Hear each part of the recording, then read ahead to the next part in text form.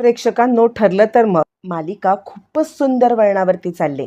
आत्तापर्यंत आपण तर पाहतोय की फक्त पूर्णाई सायलीला आता तन्वी तन्वी तन्वी असं करत तिला आता हे करत आहे. पण पण हीच खरी तन्वी आहे हे घरच्यांच्या समोर त्या जन्मखुणीच्या मुळे आता येणार आहे. जी जन्मखूण जाळण्याचा प्रियाने प्रयत्न केलाय, ती जखम बरी होत त्याच्यावरची खरी खूण ही ज्या वेळेला सगळ्यांच्या समोर आता येणार, सगळ्यांना महाभयंकर धक्का बसणार. इतकंच तर सायलीला स्वतःसुद्धा अशा काही गोष्टी आता आठवणार की ज्यानंतर आपणच खरी तन्वी असल्याचं सत्य तिला स्वतःला सुद्धा उमगणार आहे. नक्की काय घडणार, कसं घडणार, एका झटक्यात आपल्याला सगळ्या गोष्टी पाहायला मिळणार आहेत. छोटासा व्हिडिओ आहे प्रेक्षकांनो, अजिबात चुकवू. इकडे आता सायली सगळ्या आठवणी रंगवून रंगवून सांगत आहे आणि सायली आता सांगत आहे की खरं सांगायचं तर तर या सगळ्यामध्ये मात्र आता अर्जुन अर्जुन मला सांगत होता की ते लॉकेट तुला इतकं आवडलं असेल ना, तर तू एक काम कर, हे लॉकेट तुझ्या गळ्यात घाल बरं. तुझ्या गळ्यात हे लॉकेट घालून आता तू या सगळ्यामध्ये काहीही झालं तरी सुद्धा हे तुझ्याच जवळ ठेव. आणि त्यावरती सगळेच जण आता इकडे आश्चर्याने हे पाहत आहेत की हे कसं काय सायली सांगू शकते. ज्या गोष्टी तन्वीने अनुभवल्यात त्या आता सायलीने सांगणं कसं काय शक्य असेल, हिला कुणी सांगितलेलं असणार आहे. आणि असं म्हणत असतानाच मात्र आता इकडे सायली अजून पुढची टोक गाठते, जी गोष्ट फक्त सायली आणि अर्जुनला माहिती आहे आणि जी अर्जुनने आपल्या डोक्यातून काढून पण टाकले, ती गोष्ट सायली सांगते. आणि सायली सांगते, मी आणि अर्जुन आम्ही दोघं जण पूर्णाई ज्या वेळेला बागेत खेळत होतो ना, त्यावेळेला खेळता खेळता अर्जुन मला म्हणाला, तन्वी हे लॉकेट तुला आता खूपच आवडलेलं आहे ना, असं असेल तर आता तू एक काम कर, तू हे लॉकेट आता इकडे तुझ्या गळ्यात घाल. असं म्हणून त्याने मला हे लॉकेट दिलं आणि तो म्हटला, तू काळजी करू नकोस, मी पूर्णाईला माझ्यासाठी नवीन लॉकेट बनवायला सांगेन, तू त्याची चिंता करू नकोस. आणि असं म्हणत अर्जुनने मला आता ते लॉकेट दिलं होतं. असा सगळी घटना ज्या वेळेला सायली आता एक एक एक एक करत सांगत आहे, कुणालाच काहीच कळत नाहीये की हे कसं काय शक्य आहे, सायली हे कसं काय सांगू शकते. आणि हा सगळा प्रकार ज्या वेळेला सगळ्यांच्या लक्षात आलेला आहे आणि त्यावेळेला सायली आता बोलायला लागते, खरं सांगायचं तर आता त्यानंतर मी ते लॉकेट घातलं आणि त्यानंतर मग आता आम्ही जायला निघालो. ज्या वेळेला आम्ही आता जायला निघालो आणि त्यावेळेला मी रडत होते. मी रडत रडत सांगत होते की मला जायचं नाहीये, मला जायचं नाहीये, मला खरंच जायचं नाहीये. आणि त्यानंतर मग आता मला इकडे अर्जुनने रडणाऱ्या मला एक मी रडत होते, मला अर्जुनने एक खेळणं आणून दिलं. खेळणं आणून दिल्यावरती अर्जुन आता मला म्हणायला लागला, तन्वी तू रडू नकोस, हे आता खेळणं तुझ्या हातात घे. हे खेळणं हातात घेऊन तू आता ते छानपैकी. आणि त्यानंतर मग आता ती सांगायला लागते, मला हे सगळं अर्जुनने सांगितल्यावरती. मग आता इकडे अर्जुन पूर्णाईला नवीन लॉकेट करायला सांगेन म्हटला होता, पण मी या सगळ्यामध्ये त्याच्याकडून ते खेळणं पण त्याचं घेतलं. त्याचं खेळणं घेऊन आता मी या सगळ्यामध्ये ते खेळणं घेऊन तिकडून निघून गेले. आणि त्यानंतर मग आता ते खेळणं घेऊन गेल्यावरती आम्ही गाडीत बसलो. गाडीत बसल्यावरती मग मात्र आता इकडे अर्जुन माझ्याकडे पाहत होता. तरी पण मी रडत होते, मला जायचं नाहीये, मला जायचं नाहीये असं मी म्हणत होते. पूर्णाई म्हणते, हो गं हो, असंच सेम टू सेम त्या दिवशी घडलं होतं. आणि आता हे फक्त एक तन्वीच सांगू शकते की नाही, तन्वी आणि अर्जुन हे दोघंच जण सांगू शकतात. पण अर्जुनला फार काही आठवत नाहीये, पण तुला तुला मात्र सगळं सगळं आठवतंय. मला खरंच तुझं खूप कौतुक वाटतंय. आणि असं म्हणत पूर्णाई तिचं कौतुक तर करते, पण आता तिचं कौतुक जरी करत असली तरी बाकी सगळ्यांना मात्र आता खूपच मोठा धक्का बसलाय. काय चाललंय, कसं चाललंय, हा सगळा प्रकार आता काहीच कळायला मागत नाहीये. आणि या सगळ्यामध्ये ज्या वेळेला मात्र आता हा सगळा प्रकार कळलाय आणि त्याच वेळेला मग आता इकडे अर्जुन सायलीला सांगतो, सायली चल आपण आता इकडे आतमध्ये रूममध्ये जाऊया, तुला जरा आराम करायचा असेल ना. आणि त्यावरती सायली मात्र आराम करायला जायला तयार नाहीये. ती बोलतच चालले, ती बोलतच चालले. आणि त्यानंतर मग आता इकडे ती बोलत असताना ती आता सगळ्या जुन्या आठवणी सांगते आणि एका पॉइंटला येऊन आता ती गप्प बसते. आणि त्यानंतर तो अपघात असं म्हणत ती एकदम गप्प बसलेली आहे. प्रेक्षकांनो, तिचं हे गप्प बसणं बघून आता सगळ्यांनाच खूप मोठा धक्का बसलेला आहे. आणि त्याच वेळेला मात्र आता इकडे पूर्णाई म्हणते, नको त्या आठवणी काढूस बाळा, नको त्या आठवणी काढूस, त्या अपघाताची आठवण आता मला अजिबात काढायची नाहीये. आणि सायली एकदम हादरली, आपण हे काय बोलत होतो आणि काय बोलून गेलो, आपल्याला का हे सगळं म्हणजे असं आठवलं आणि हे सगळं आपण का बोलत होतो, खरंच काही कळायला मार्ग नाहीये.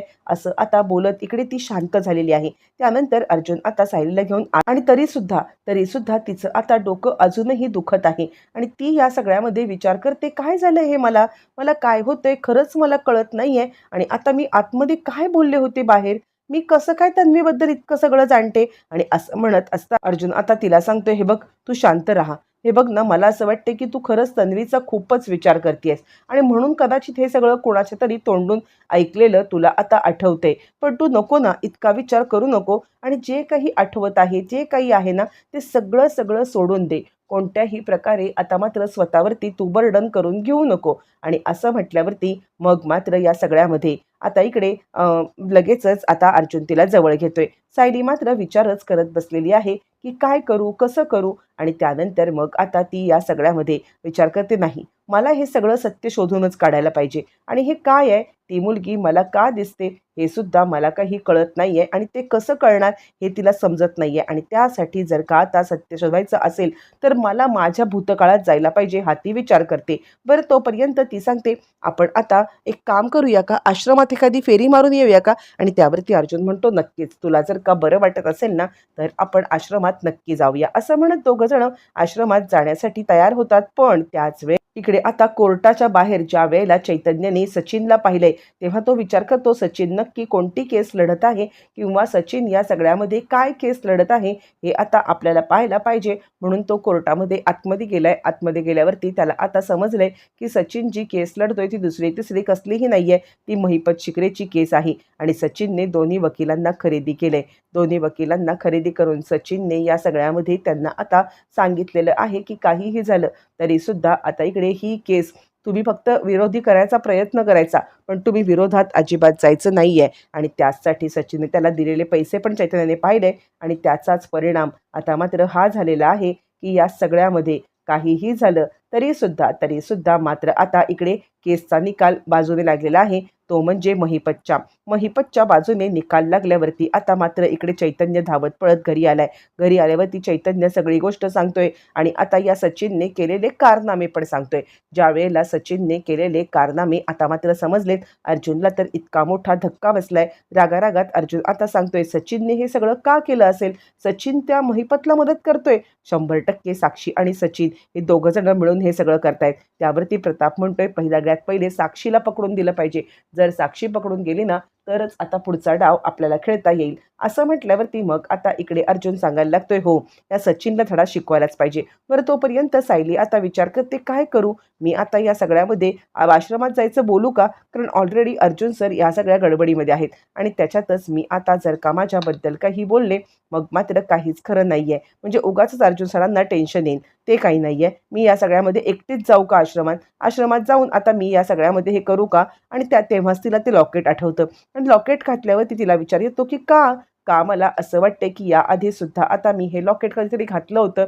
इतकं जवळचं का वाटतंय हे लॉकेट मला? नक्की काय आहे लॉकेटचं सत्य? नाही, काहीतरी नक्कीच आहे आणि ज्यामुळे मला आता या सगळ्यामध्ये हे आता लॉकेट इतकं जवळचं वाटतंय. असं म्हणत मात्र आता इकडे ती विचार करते आणि आश्रमात जायला निघालेली आहे. बरं, त्याच वेळेला इकडे आता पूर्णाजी सांगायला लागते, काय गं तन्वी, काय झालं?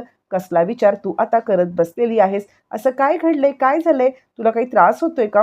पूर्णाजीचं तिच्याकडे लक्ष जातं. तिला थोडीफार चक्कर आलेली आहे. ती हसून बोलण्याचा प्रयत्न करते. काही नाही पूर्णाजी, मी आता जरा आश्रमात जाऊन येते. आणि त्याच वेळेला तिच्या लक्षात येतं की आपण काहीतरी चुकीचं बोलून बसलो का? आश्रमात जाण्याची गोष्ट आता आपण बोलायला नको होती का? पूर्णाई त्याच्यावरती काहीतरी प्रश्न विचारेल आणि पुन्हा एकदा या सगळ्यामध्ये जर का आता आपण म्हणजे उगाचच अडकलो तर आता खूपच मोठा गडबड होऊ शकते. आणि म्हणूनच या सगळ्यामध्ये ती आता गप्प बसते आणि पूर्णाई काय बोलते ते आता विचार करत बसते. पण हे सगळं चालू असताना मग त्यानंतर पूर्णाई म्हणते, आश्रमात?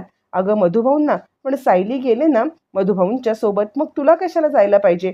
त्यावरती ती सांगते, नाही, तसं नाहीये. त्यावरती पूर्णाई म्हणते, नको तन्वी, आता सायली एकदम उठते. उठल्यावरती तिला अचानकपणे चक्कर आली. चक्कर आल्यावरती अर्जुन तिला सावरतोय आणि सावरल्यावरती अर्जुन आता सांगतोय, काय चाललंय हे सगळं? असं म्हणत मात्र आता या सगळ्यामध्ये अर्जुन एकदम गडबडलाय आणि तो तिला घेऊन आता वरती रूममध्ये जायला निघालाय. पूर्णाई सांगते, काय झालं? मगाशी तिला मळमळत होतं, आता तिला चक्कर येते आहे. नक्की आता काय होतंय?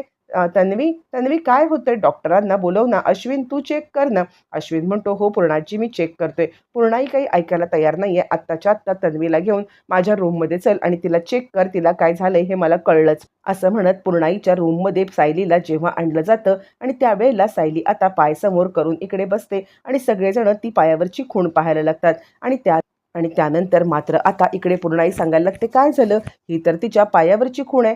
सायली आता एकदम गडबडले आणि सायली अचानकपणे बरी झाली आणि हो, ही तर माझ्या लहानपणीपासूनची खूण आहे. आणि त्यावरती मग आता सगळेजण आश्चर्याने पाहत आहेत. आणि त्यावेळेला सायली आता विचार करते, अरे देवा, मी हे काय बोलून गेले.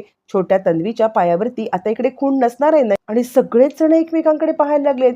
सायली हे काय बोलून गेली. आता इकडे हिच्या पायावरती ही खूण असण्याचं कारणच काय. म्हणजे आता हे सगळं झाल्यावरती सायलीला मात्र आता हे बोलताना बघून खूप मोठा धक्का बाकी सगळ्यांना बसलाय. आणि कुणालाच कळत नाही की सायली असं कसं बोलून गेली. आता इकडे अस्मिता सांगायला लागते, काय रे अर्जुन, काय आहे हे सगळं. अर्जुन म्हणतो, मला पण नाही माहिती. आता हे खुणेचं हिला म्हणजे माहिती असण्याची शक्यता आहे, पण पायावरती खूण कशी काय आली. आणि त्यावरती सायली आता बोलायला लागते, हो पूर्णाई, ही माझ्या पायावरची जन्मखूण आहे. मी मधुभाऊंच्या आश्रमात ज्या वेळेला होते ना, तेव्हापासून माझ्या पायावरील तुळशीपत्र बघून आता मधुभाऊ मला नेहमी लक्ष्मीचं रूप मानायचे. आणि त्यानंतर मग आता ते मला कधी कधी लक्ष्मी पण आवाज द्यायचे. असं म्हटल्यावरती अर्जुन सायलीला म्हणजे अर्जुन अस्मिताला काहीच कळत नाहीये की समोर काय चाललंय. आणि पूर्णाई सांगायला लागते, हो ग बाळा, हीच तर तन्वीची खरी खूण आहे ना. आणि त्यावरती प्रताप, कल्पना, प्रतिमा सगळ्यांनाच धक्का बसलाय की दिवसेंदिवस हे प्रकरण काहीतरी विचित्रच होत चाललेलं आहे. आणि या प्रकरणाचा सगळ्यांनाच मोठा धक्का बसत पण चाललाय. नक्की हे सगळं काय घडतंय, कसं घडतंय, कोणालाच काहीच कळायला मार्ग नाहीये. प्रेक्षकांनो, या सगळ्यामध्ये आता मात्र या दोघांनी जे काही सायलीने जे काही सांगितलंय किंवा आता सायली जे काही बोलते त्याचा आता संबंध सगळेजण जोडत इकडे आता सायलीच खरी तन्वी आहे या सत्यापर्यंत कसे पोहोचणार, काय पोहोचणार, येणाऱ्या भागामध्ये अनेक गोष्टी आपल्याला उलगडत जाणार आहेत. असेच एपिसोड किंवा असेच अपकमिंग ट्विस्ट जाणून घेण्यासाठी आजच आपल्या चॅनलला सबस्क्राईब करा.